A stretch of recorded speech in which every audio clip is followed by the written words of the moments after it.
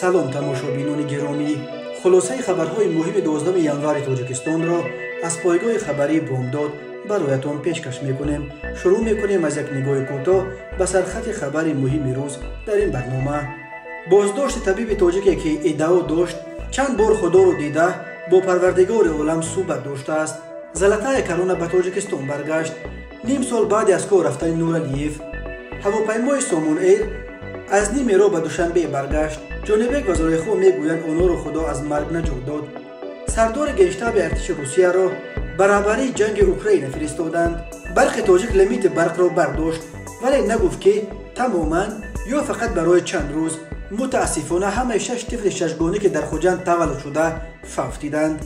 و اکنون تفصیلات خبرها.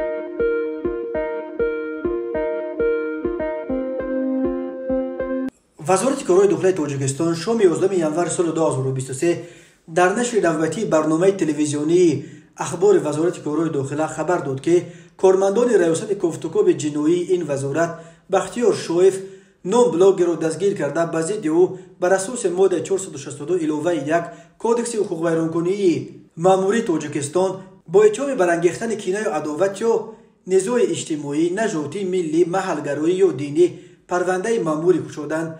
به شاید بر اساس این بند قانون همچون جزا و جریمه به مبلغ از 50 تا 100 نشان دهنده و یا از 5 تا 15 شبانه روز حبس ماموری تهدید میکند.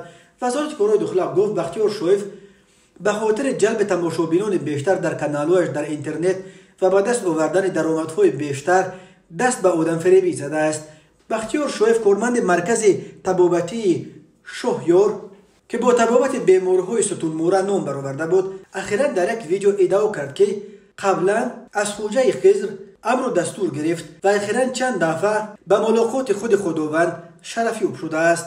در تصویر شویف خداوند یک پسر قد بلند جوان است. موی سرش زرچه سرخچتوب است. سفید پوست است. و از رویش نور میبارد. شویف همچنین ادعا کرده بود که گویا خداوند او را به دوستی قبول کرده است و میگفته است بیا دوستم در برم نشین، هرگاهی که خواستی بیا، تو دوست من هستی. اگر تو دوست من نمیشدی به تو راه نشون نمیدادم. من تو را خلق کردم تو به خلق کمک نمایی. این ویدیو چند روز پیش در کانال بختیار شویف در یوتیوب پیدا شد. او بعد ساعت نوار رو پاک کرد ولی اون رو الکی در صحیفه های دیگر بازنشر کردند و چندین نفر از مقامات حفظ حقوق تاجیکستان خواستند تا مؤلف این حرفا رو پیدا کنند و برای مردم فریبی به جزا بکشند. در گزارشی که در برنامه اخبار وزارت کارهای داخله نشر شد، بختیار شویف میگوید که او دانشکده صاحبکاری و خدمت و یک دوره کوتاه کورس طبیبان خلقی را ختم کرده است و سواد دینی ندارد. خود او در گزارش اعتراف میکند که به خاطر جلب مشتریان بیشتر و به دست آوردن درآمد دست به چنین کار به اعتراف خودش کفر زده است و برای این از تمام مسلمانان عذر میپرسد. معلوم نیست که این سخنان او در چه شرایطی ثبت شدند، ولی وزارت کارهای داخله گفت بختیار شویف در حال دعوای ملاقات و صحبت با خداوند را میکرد که حتی نماز نمیخواند. بسیاری ها در زیر خبر بازداشت شویف نوشتند که او بیمار روانی به نظر میرسد و شاید جن یارش شده باشد.